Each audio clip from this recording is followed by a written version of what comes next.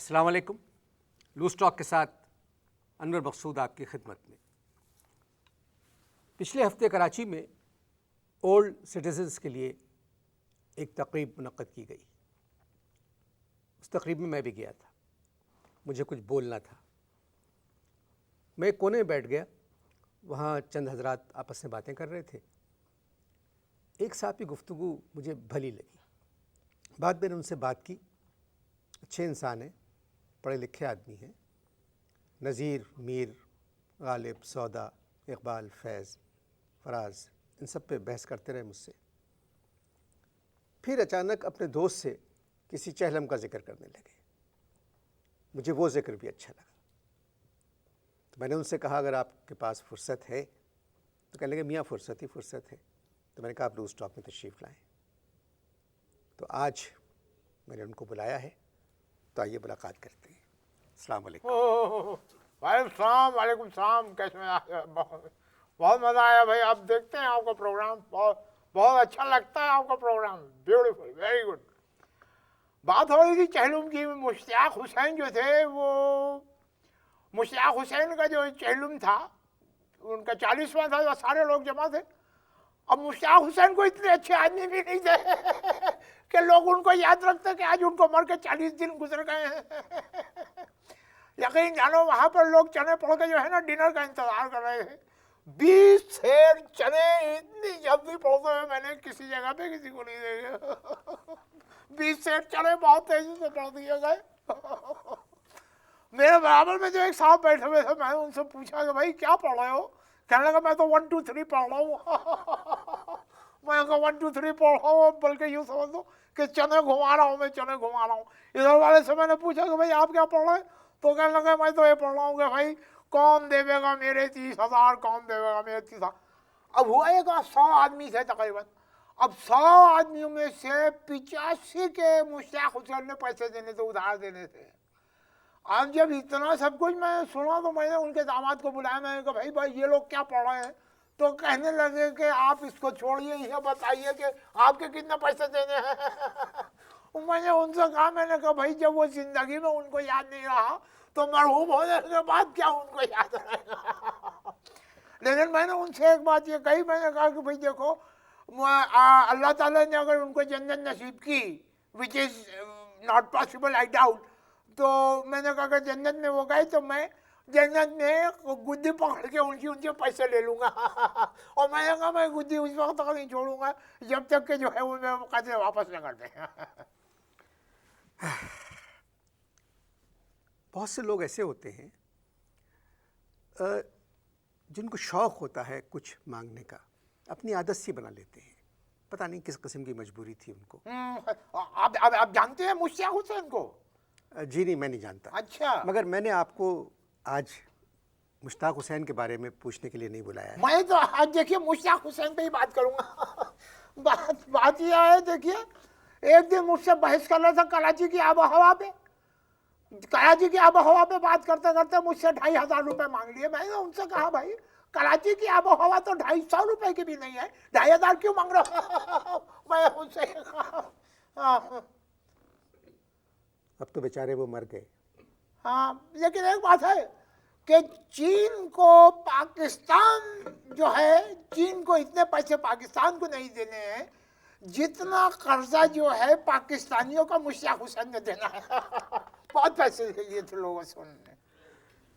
अल्लाह उनको जन्नत नसीब करे। क्यों? जन्नत में क्या कोई पाकिस्तानी कंप्यूटर पर बैठा होगा कि भाई तुम इधर और एंटर का बटन दबा दिया? ऐसा थोड़ी होता भाई। ऐसा नहीं होगा। हाँ, मैं ज़रा टॉपिक चेंज करने की कोशिश करता हूँ जब तक आप इश्तहार देखें। अच्छा, छोड़ें मुश्ताक हुसैन को। ये बताएं, आप खुद क्या करते हैं? मैं करता था। असल में मैं हिंदुस्तान में सिविल सर्विस में था, ICS किया था मैंने। और मैंने सुना है कि पाकिस्तान और हिंदुस्तान के ताल्लुकात जो है वो बहुत बेहतर हो रहे हैं। तो शायद हुकूमत जो है वो माफ कीजिएगा, मौसम इतनी तेजी से तब्दील हो रहा है कि खांसी तो मैं ये कह रहा हूँ कि अब पाकिस्तान और भारत के जो ताल्लुकात हैं वो बेहतर हो रहे हैं, तो शायद हुकूमत जो है इंडियन सिविल सर्विसेज के लोगों के ऊपर भी कुछ नजरसानी करे। आपकी सर्विस ज़्यादा पुरानी है या आपकी खांसी ज़्यादा पुरानी है? खांसी मेरा ख्याल 64 से है। खैर, अब तो आप रिटायर हो गए हैं। जी, रिटायर हो गए, बिल्कुल रिटायर हो गए। नहीं, मगर कैसे रिटायर हुए? मैं आपको बताता हूँ, देखिए रिटायर असल में सिविल सर्वेंट जो है उसको रिटायर किया जाता है। वो जो है रिटायर नहीं होता, खुद उसे रिटायर किया जाता है। सर, आप ICS थे? बिल्कुल बिल्कुल ICS थे हम, बिल्कुल एकदम ICS थे, लेकिन हम ये अब ये सोचते हैं कि अगर हम ISI में होते तो बहुत एक मुस्कुराता हुआ जवान आपके सामने बैठा हुआ दिखाई देता। अब तो हालात बदल गए हैं। बदल गए या नहीं बदल गए? जी जी अब जी। तो हालात बदल गए हैं। जी, आप कह चुके हैं। अब तो हालात बदल गए हैं। जी जी, आप असल में बात ये, आप ही की बात आप पे मार रहा हूँ मैं। एक प्रोग्राम में मैंने आपके देखा था कि आपने ये कहा था उस प्रोग्राम में कि जब तक 3 दफा इस कौम को ये बात एक बात 3 दफा न कही जाए, कौम की समझ में नहीं आती। इसलिए मैंने कहा हालात बदल गए। बदल गए ना हालात। अब इस हालात इतने बदल गए हैं कि सुबह 5 बजे जब घंटी बजती है, सुबह 5 बजे जब घंटी बजती है तो हम तो अपनी तैयारी वायारी कर लेते हैं, सारी तैयारी कर लेते हैं, जूते उधर पहन लेते हैं कि भाई कोई पकड़ने के लिए आ गया। फिर बेगम हमसे कहती है नहीं दूध वाला आ गया है। वो उसके बाद हम सो जाते हैं। फिर 8 बजे के करीब दोबारा घंटी बजती है तो हम तो कंफर्म हो जाते हैं कि लीजिए आप कोई पकड़ने के लिए हमें आ गया है यहाँ पर। तो बेगम फिर हमें आके बताती है कि भाई अखबार वाला है। अब 10 बजे जब घंटी बजती है तो एक दिन तो बिल्कुल ही कंफर्म हो गए, हम तो 100% कंफर्म हो गए कि उड़ गए, आज हमें पकड़ के ले जाए। तो हमने तैयारी कर लिया एकदम। तो बेगम आगे कहने की घबराइए, वो हमारी अम्मा है। जब उनकी अम्मा को हमने देखा तो हमने तो ये दिल में सोच लिया कि काश इससे बेहतर है कि कोई हमें आगे पकड़ के ले जाए। आप बेगम की अम्मा को पसंद नहीं करते? हैं? आप बेगम की अम्मा को पसंद नहीं करते? बेगम की अम्मा को तो बेगम के अब्बा भी पसंद नहीं करते। बिल्कुल, this is between you and me. और भाई घर की बात आज आपको बता दी। आपको उनकी क्या बात बुरी लगती है? किसकी? बेगम की उनकी। अम्मा। हमें एक बात बेगम की अम्मा की जो सबसे बुरी लगती है, she is very fit. She is very fit. हम आग पे लौटते हैं देखिए कि हम जो हैं इस उम्र में ख़त्म हो चुके हैं और वो जो है इस उम्र में बिल्कुल फिट है, बीमार बिल्कुल नहीं होती है, वो फिट घूमती रहती है और हम पे फिट पड़ते हैं। सेहत तो अल्लाह की देन है। हाँ, बिल्कुल सही आपने फरमाया। लेकिन ये मुश्ताक हुसैन जो है, देखो तुम कि ये मेरे पैसे दिए बगैर मर गए। Don't you think this is bad? पैसे दिए बगैर चले गए। हम बात कर रहे थे हाँ, आपकी सास की। बहुत झूठ बोलती है भाई, तौबा तौबा, बहुत झूठ बोलती है। अपने शौहर से एक दिन कहने लगी कि काला सूट पहनेंगी आप या ग्रे कलर का सूट पहनेंगे, जबकि उनके शौहर जो है पूरी जिंदगी पजामा पहनते रहे और कभी नाड़े को अपने हाथ से जाने न दिया।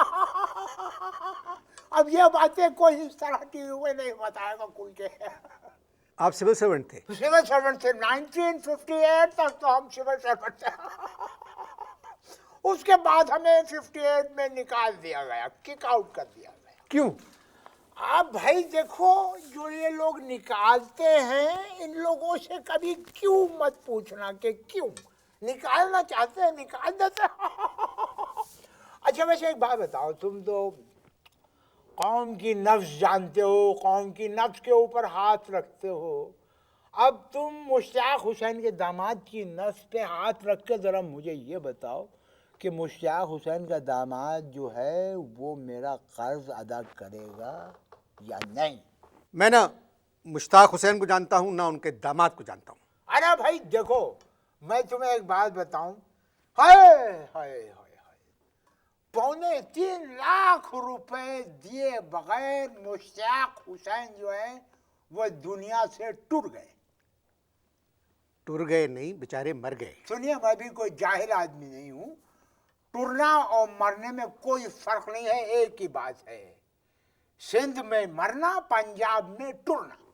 सर, आपको अयूब खान की हुकूमत ने मुलाजमत से क्यों निकाला? बहुत अच्छा सवाल किया है कि अयूब खान की हुकूमत ने मुझे क्यों निकाला। देखो भाई, एक बड़ी नेचुरल बात है कि किसी न किसी को लाने के लिए किसी न किसी को तो निकालना पड़ता है ना।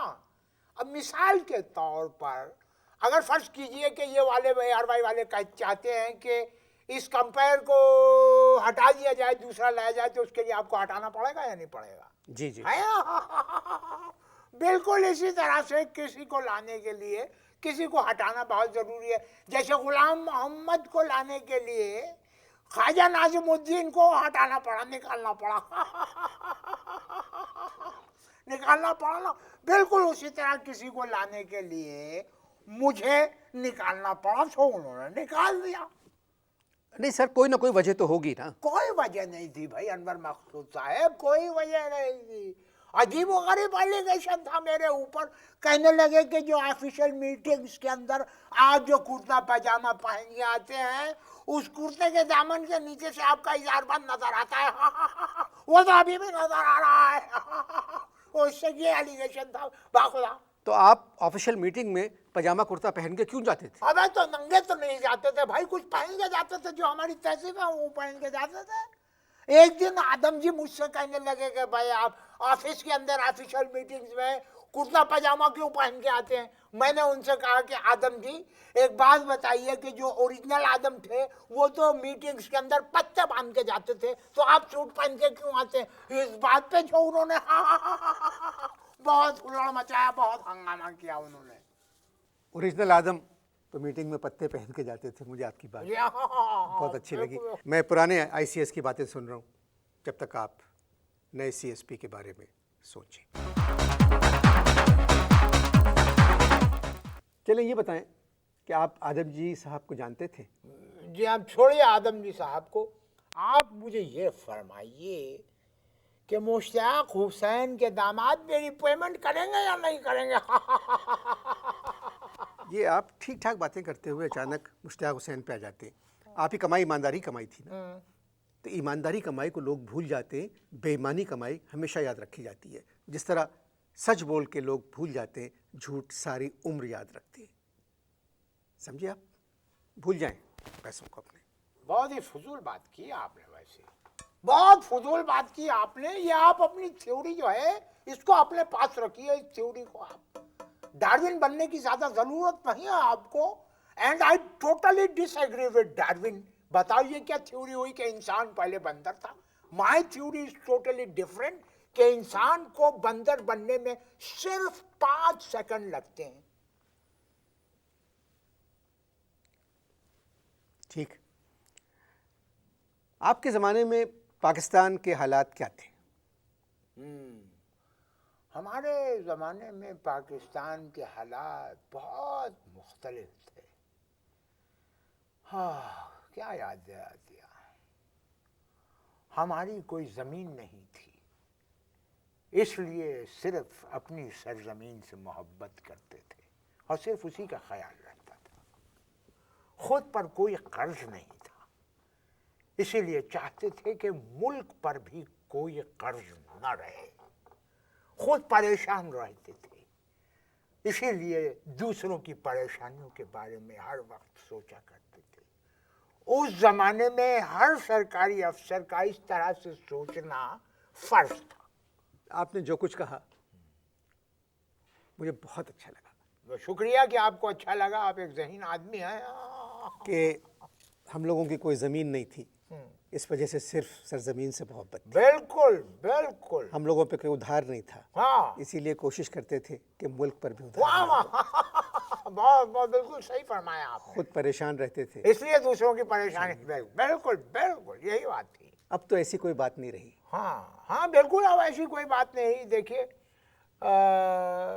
जौहरी तवानाई और यहाँ पर सिविल सर्वेंट्स जो हैं वो ख़त्म हो रहे हैं। सिविल सर्विस और जौहरी तवानाई हमारे मुल्क से जो है वो ख़त्म हो रही है, नापायद हो रही है। जौहरी तवानाई बाहर वाले ख़त्म करवा रहे हैं और अपनी सिविल सर्विस को यहाँ के ही लोग ख़त्म कर रहे हैं। आपकी सोच है। अच्छा ये बताइए कि आपके ज़माने में हिंदुस्तान से ताल्लुकात ठीक थे? हाँ बिल्कुल ठीक थे, इसलिए हिंदुस्तान से ताल्लुकात ठीक थे कि हिंदुस्तान और पाकिस्तान दोनों ठीक थे। जब हमें निकाला गया उसके बाद दोनों खराब हो गए। फिर अयूब खान आ गए। जी हाँ, फिर अयूब खान, अच्छा देखिए अयूब, बहुत अच्छा याद दिलाया अयूब खान पे। अब अयूब खान जब आए, हमने सोचा 4-5 दिन के लिए आए हैं, अपना काम करेंगे और चले जाएंगे। बाकी सारे जो चले गए और उन्होंने अपना छोड़ के हमारा काम शुरू कर दिया। मगर अयूब खान के ज़माने में हम तरक्की बहुत की। अच्छा, किसने? आपने बहुत तरक्की की। नहीं, मैं क्या तरक्की करूँगा, मतलब हमारे मुल्क ने बहुत तरक्की। भाई देखिए, आपकी जितनी नॉलेज है अनवर मकसूद साहब, आप जाहिर है उतनी ही बात करेंगे। ऐसा लग रहा है मैं पाकिस्तान के किसी मुशीर से बात कर रहा हूँ। अपनी थ्योरी नॉलेज रहने दीजिए अपने पास। आजकल की बात अगर आप करते हैं सर, हाँ। तो हम लोगों ने बहुत दिन बाद सुकून का सांस लिया है। क्यों, कैरोसिन खा लिया है क्या? मैं हालात हाजरा की बात कर रहा हूँ आपसे। हो लीजिए। ठीक हो गए हालात, बिल्कुल ठीक है हालात। सही फरमाया आपने। अभी हालात के ऊपर याद आया, अभी कुछ चंद दिन पहले का वाकया है। मैं अपनी बेगम के साथ सदर गया शॉपिंग करने के लिए, तो अचानक बेगम मेरी तरफ मुड़ी और कहने लगी, तुम्हें मना किया था कि माश की दाल मत खाओ, कच्ची है। मैंने कहा तुम्हारा दिमाग खराब हुआ है, कहीं यहाँ सदर में बम फटा है। ये हुआ था जी। हाँ, आप कह रहे हैं हालात अच्छे हैं। दिल तो चाह रहा है कि मैं आपसे और बात। अरे कीजिए ना, हमारी भी बड़ी कथारसिस है, निकलती नहीं है। आज आपने मौका दिया, बहुत 58 के बाद पहला अपीयरेंस है ये टेलीविजन पे मेरा। इंशाल्लाह अगले किसी प्रोग्राम में आपको दोबारा ज़हमत दूंगा। जरूर जरूर दीजिएगा, बहुत खुशी होगी आके। लेकिन चलने से पहले गुजारिश करना चाहता हूँ आपसे। ये बताइए, आप एक नब्बाज आदमी हैं कि ये मुश्ताक हुसैन के दामाद जो हैं, ये हमारा कर्जा देंगे या नहीं? नहीं। इनका तो बाप भी देगा। मेरे पास लिखत पढ़त तमाम चीज़ें मौजूद है। एक काम कीजिए, ये लीजिए 03, ये नंबर है उनका। एक कॉल आप कर दीजिए, मुश्ताक हुसैन के दामाद को एक कॉल कर दीजिए। शायद आपके कहने से वो डर जाएं कि ये कहीं टीवी पे ना कहें। आप नंबर दोबारा देखिए, ये नंबर है मेहर साहब का, नहीं नहीं, चीफ मिनिस्टर है। अरे खुदा ना करे, अल्लाह तौबा। ओहो, ये तो और उल्टे देने पड़ जाएंगे। ये लीजिए, ये है, ये अब ये मत कह दीजिएगा ये गवर्नर का है। नहीं, खुदा के वास्ते, ये यही है नंबर। ठीक है। हाँ देखिए, मैं कोशिश करूँगा। हाँ कहिएगा जरूर। 2.25 लाख रुपए हैं। 2,75,000। 25 में डिस्काउंट दे दूंगा, 250 दे दें मुझे। ये हैं पुराने सिविल सर्वेंट, सच्चे लोग थे। नहीं हैं भाई, सच्चे लोग हैं। थे क्या मतलब है? मुझे भी मुश्ताक हुसैन समझ रहे हो क्या? मैं पूरी तरह कोशिश करूँगा कि मुश्ताक हुसैन के दामाद इनके पैसे वापस करें। देने पड़ेंगे, कोर्ट जाएंगे, वरना हलाल की कमाई थी। न रिश्वत दी कभी, न बेईमानी की, न कोई परमिट लिया, न प्लॉट लिया। अपने पैसे से क्यों नहीं लेंगे भाई? दिए क्यों थे? और ये गलत किया था हमने। मुश्ताक हुसैन जो है उनको देना चाहिए था, बाद में मरते वो। पहले अदा करते, फिर कहते भाई लो मैं मर रहा हूँ। दिए क्यों थे? बस गलती हो गई। इंसान से गलती होती है, आपसे भी हो गई। आप में से कोई अगर मुश्ताक को जानता है या उनके दामाद को जानता है तो इनकी मदद ज़रूर कीजिएगा। इजाज़त दीजिए, खुदा हाफिज़।